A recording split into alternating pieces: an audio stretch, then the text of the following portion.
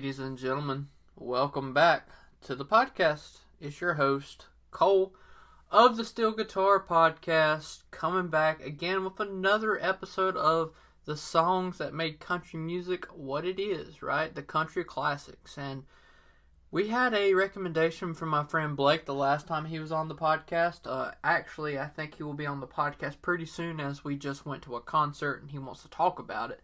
I wasn't necessarily planning an episode about talking about it, but he wanted to do one, so we're going to do it. So look forward to that and the actual evaluation of how his perspective of it is, and what I'm going to do with my version of it is I'm going to record it separate. So I'm going to have my portion before his, and I'm going to really let him speak and talk about himself, and how the music actually influenced him. And I'll add a few viewpoints and stuff in his perspective, but I want it to mainly be him, because I think that one thing that the other podcasts that me and him did, we did a good job of talking about the concert itself, but I felt like I was overstepping and talking him a little bit, which was not my intent, because I very much would like to let my guests do all the speaking. It's just the way that Zoom works, there's like a lag between when you actually talk and when it actually shows up. So I'd see him move and talk sometimes, and I would react to it before it even comes out, so it seemed like I was jumping the gun a little bit. So we're going to do a little bit better job with that. So we're going to really let him just speak to how the music impacted him, which I think will be a really cool conversation, especially when we get to talk about some of the songs that were played and how it actually has an insight on some of that. So, anyways, today we are going to go through one of the most classic songs in the 90s, released in 95. And this song, I would say that it is probably one of the most popular country songs in regards to the classic country music stations. There's not very much of a time where you won't hear this song come on the radio and be played. Not every single hour by any means, but you will hear it at least once a day if you listen to the whole entire day of the country radio, right? And this song has pretty much been a love song for a lot of people in their lives, especially those lovers that started fairly early in life, so like high school, middle school, elementary school, and no matter the trials and tribulations, you guys are still together. And honestly, if you are listening to this and you are that, I respect you so much. There's a lot of stuff that goes on throughout our life, a lot of turmoil, and I know it's not necessarily been easy to be around the same person the whole entire lifespan that you've been around in this world, walking this earth, driving on this earth, flying on this earth, whatever you do. And I would just applaud you for that, because it's not easy being with the same person all the time. And I'm not talking about marriage in general, because marriage in general is tough.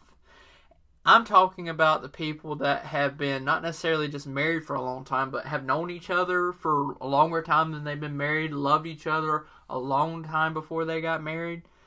I respect you and I applaud you. I really do. So here's to you. And this song, I would say, is a song that was created with you in mind. So we are going to analyze and talk about, not too deeply, because there's not a lot of craziness when it comes to the song. It's very bassline, and that's one of the coolest things about country music, is it can be super bassline or it can be extremely deep. So on the surface value, this song is not that deep. However, it holds a very deep and true theme of love, which is one of the pillars of country music, in my opinion. So, are you guys ready to talk about Check, Yes or No by George Strait? Here we go.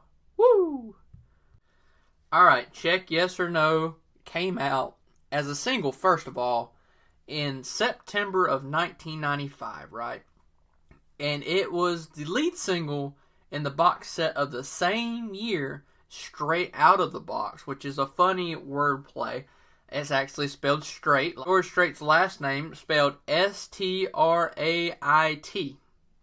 And that actually is a joke between me and Blake. Sometimes when we are talking about like Straight Up, we'll always spell it out like George Strait. It's kind of our little dumb little joke. In addition, in 1996, it was released on the United Kingdom's version of Blue Clear Sky.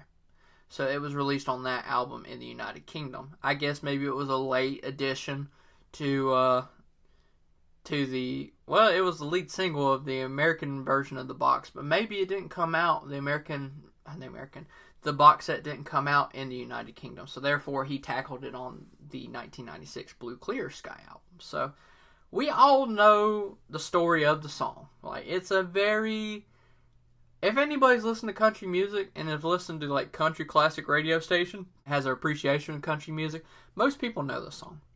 Even people that are overseas, apparently, of course, it being released in the United Kingdom, which is really cool. So, we're going to talk about the ones who actually made the song what it is. So, we're going to start with the two songwriters.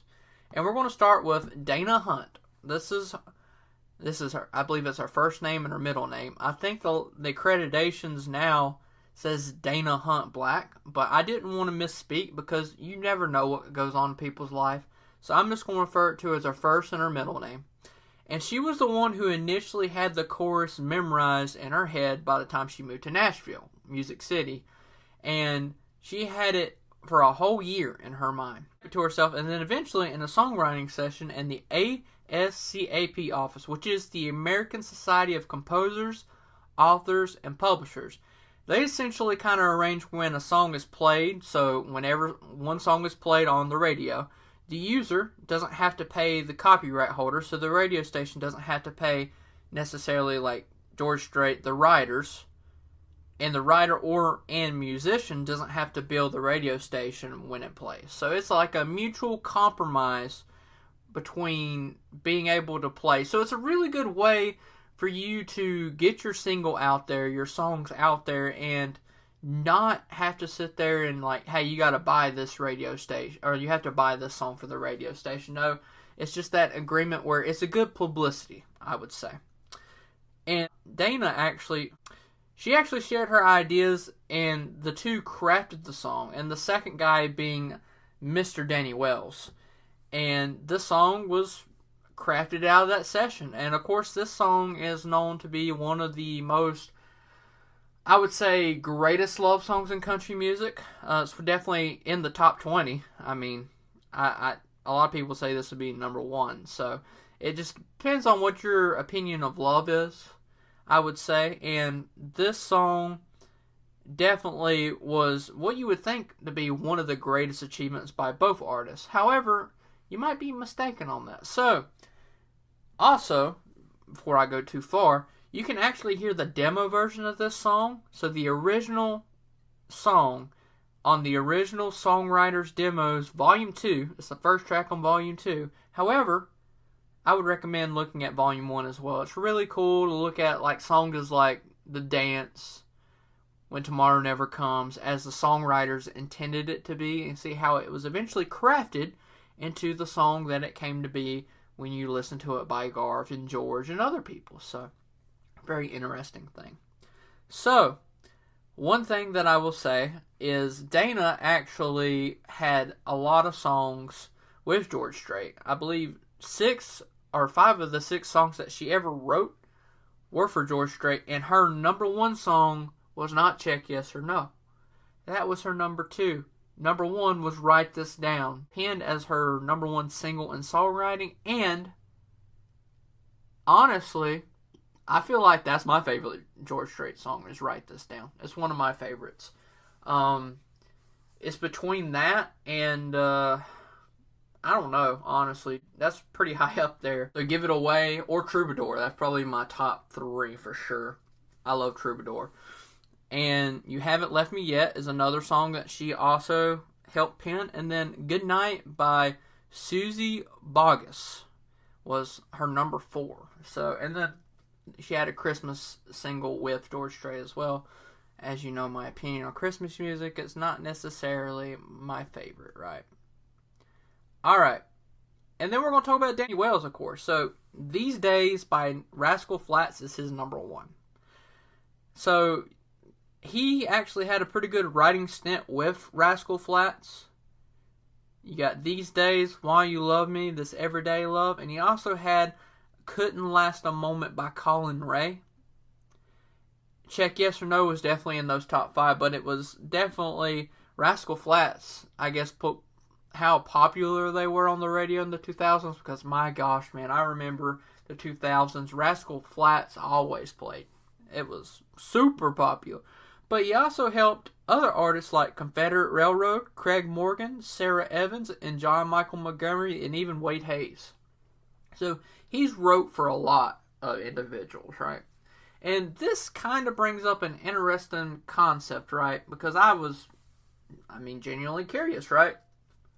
I went to George Strait's music page where you can look at all of the albums, everything that he's come out with, and you can see every single song written or who it was written by and everything. And I went to see how many singles has George Strait actually wrote, right? How many songs that he's actually produced that ended up being, I guess, majorly acclaimed, accredited, whatever. And he has a grand slopping 5 songs that he's helped write. That's crazy to me, because everybody talks about George Strait and about all these #1 songs, right? He is one of the most popular radio legends of all time. There's a lot of people that consider him the king of country music. And it's hard to argue with, all the #1 hits that he's had. In regards to, I guess, accreditation, I would say he has to be one of the kings of country music. However, I don't necessarily put him on my Mount Rushmore, which you will see eventually.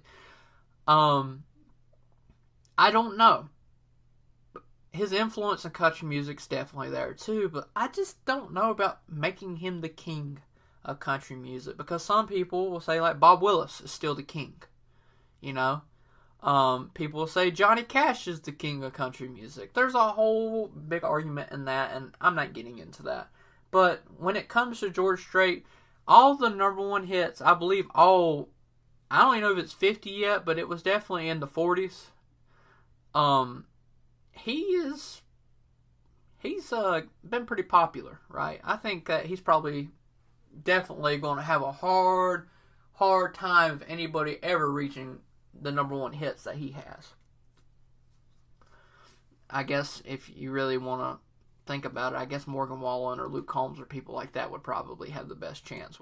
Anyways, I would say that, George Strait, in regards to publication, #1 hits, he's definitely got to be up there for #1s and being the king of country music. However, when you look at my opinion on how songwriting is important, he's kind of like a contradiction of that, because he's a very good country singer. However, he didn't write majority of his songs. So it definitely has this weird point on me where I'm like, I like George Strait. Don't get me wrong. I'm not going to sit here and tell you I don't like George Strait, Garth Brooks, and people like that. But when it comes to sitting here and being like, well, George Strait didn't write a song, so therefore, under my whole evaluation of how country music's bad today,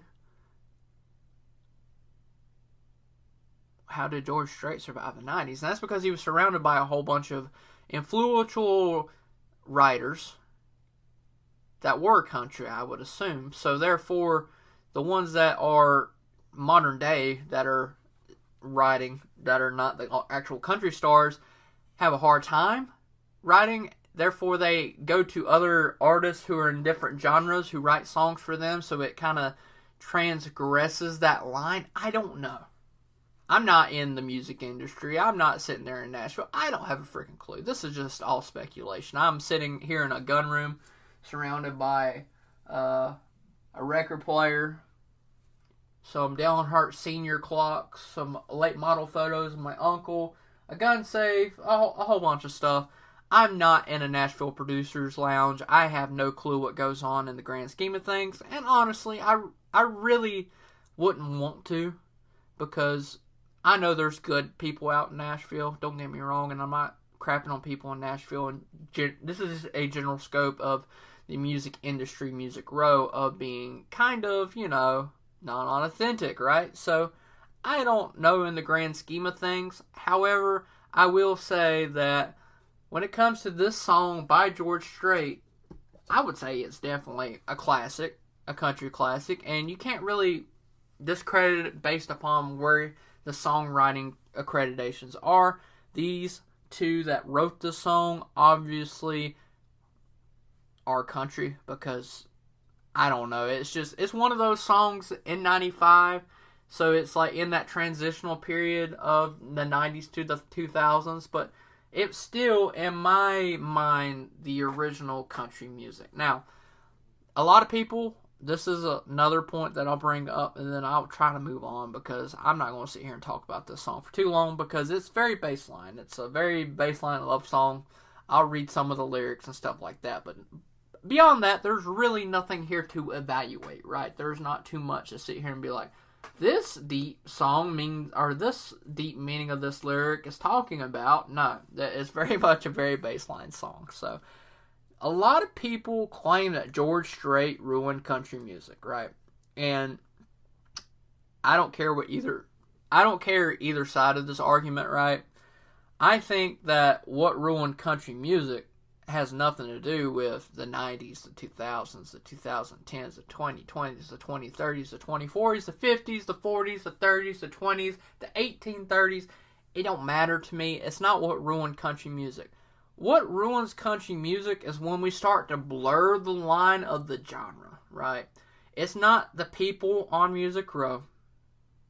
It's not the people, well, it kind of is the people on Music Row, but it's not necessarily Music Row as an entity itself. It's the people that want to blur the line between country rap and country, and now they're becoming essentially one, right? You're getting to the point of, like, I don't know, it's like a juggling, right? You're sitting there juggling all these balls, and there are multiple genres, and eventually you're going to drop these balls, because unless you're like a master juggler, you're not going to be able to sit there infinitely and just sit there and no, you can't do it. You're going to drop one eventually, and when you drop one, another one's going to drop. And this juggling act is essentially us trying to not necessarily maintain the country sound, but just being country. And when you drop one of those balls, we'll say the floor is like the grand scheme of all the genres. It sits there and melds with all the other genres. I don't know, that might be a kind of a weird analogy, but I speak in analogies. It's basically my only way of speaking, because I am dumb.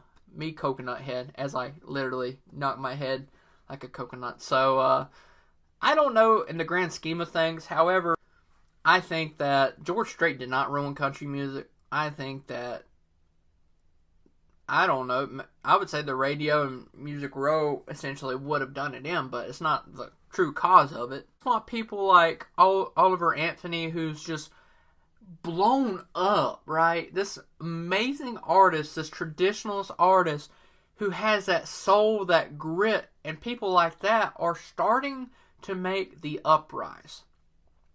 This neo-traditional, this new movement of traditional style country music is making an up climb, and people are caring about it more. I can't say that you can't like both and you can't just like one, but the way that I view it is I just like this one because I view it more traditional style.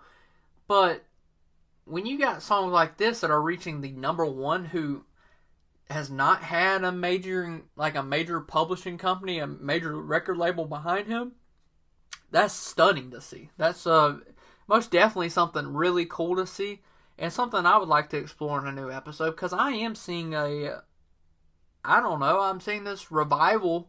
It's funny, the Outsiders revival tour, that I went to see Jinx and church, whatever.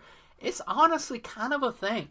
If we're sitting here and we're talking about this, just in me, you, listening to me, it's coming. It really is. And I'm really happy about it, but I don't know how it's going to affect the mainstream media. But when it comes to people listening to what they like, it's making a comeback. And I'm really happy about it. And it's really cool to see artists that are, just holding their own. And I'll be very interested to see how the artists that are in the mainstream adapt. Do they start releasing covers of old country songs trying to ride this popular wave? Or are they going to try to stay into their own realm? It's going to be interesting to see. So I'm really looking forward to it. I hope that it changes the country music scape so people like Josh Morningstar, who have been underappreciated their whole career, will be able to get a chance where people will actually listen to his music, listen to Cody's music, listen to Ward's music, listen to people like Oliver Anthony and other people that are out there just doing their own thing and really, truly appreciate who they are. But that's enough of that rant. We are talking about Check Yes or No. And Check Yes or No, like I said, the lyrical aspect of it, super, super baseline. I can't sit here and evaluate. So, essentially, it's talking about the first time that this whole love thing started was in 3rd grade. And there's this girl in his class, and he noticeably knows her pink dress and matching bow with her ponytail. And then it talks about how they kissed on the school bus, and it wasn't necessarily a mutual kiss. She, smooched him on the cheek and was like, don't tell nobody. And then he's like, you know what? I'm going to start chasing her around the playground, as boys do, because you know how we show our love when we're little? We're like, we're going to chase you around and act like a villain. I mean, that's how you do it as a little kid. If you like somebody, you chase somebody, right? And that kind of bites most people in the butt once we get older, because they're like, chasing is not right. You're not supposed to do that. But I guess that's just the natural instinct of guys, is for us to chase females. I don't know. And talking about the monkey bars and merry-go-round, talking about those independent variables of being, a kid back in the day. You don't see many kids sitting there doing the pull-ups on the monkey bars anymore. They're more or less sitting on their tablets playing their games or whatever. And there is this thing, right? And I guess the equivalent of it would be like if you're texting in class today, if you're a kid and you have a phone when you're 3 years old, a tablet or whatever, and you're texting, somebody across the classroom, and the teacher sees this and they pick it up. Back then it used to be sticky notes. That used to be the cool thing.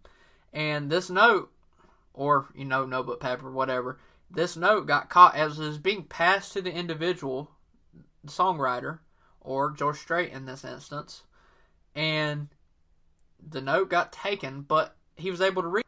And this note, right, this note read, essentially, check yes or no, and that's a reference to being, when you used to pass these notes out, you would have a yes or no box, like, would you go on a date with me, yes or no, and you would check yes or no, and this is even a high school thing back then. So, it's a really kiddish love song, but then you get to the second stanza. It has a natural transition to when they're grown-ups, right? And he says, now we're grown up and she's my wife. So first line, okay, think 3rd grade to whenever they're married. So you could say that this first line, if you read it, they're married, they could have just been started, right? But still like 2 kids with stars in our eyes, ain't much change. I still chase Emmy Lou up and down the hall around the bed in our room. Last night I took her out in a white limousine, 20 years together, she still gets to me. So, not only have they been married for, just till, they got married, no, they've been married for 20 years. So, 3rd grade, I'll say, I don't know, and natural instincts, 5, 6, we'll say they're 7 to 8 years old, right? They've been married for a long freaking time, 20 years, and they've known each other for longer than that. We'll say 32 years, right? They're 40 or so, and that's crazy to me, because that is a longevity of a marriage, and that's what a lot of people aspire to be. And some people are not able to get that, and that is perfectly fine, because being around the same person that long is not necessarily easy. There's those bumps and everything. But in this perfect realm of this song, they are still together in the way that they used to be kids. Like, they're still playful in nature. They chase around each other. They're 20 years old, or they've been married for 20 years. This is like the white picket fence. This is the range that you want to live on. This is like your dream if you want to be married to somebody. This is the true love that most of us are chasing or are already at. And yours might not be that white picket fence. It may not be that range. It may be something else. But it's one of those things where if you have it, that is something that you cannot trade for the world. That is something that is, you're very lucky to have. And a lot of people would be jealous of you having it. When you are going through a rough patch, just go up to your wife, hug her, let her know that you love her, and just be thankful, because not every day is promised. And some people say, I want to live my life like a country song. Well, if there's one country song that you want to live your life after, this one's a pretty good one, in my opinion. But if you just like to go out there and break hearts too, that's a whole different thing. But I digress. So the second stanza is really talking about,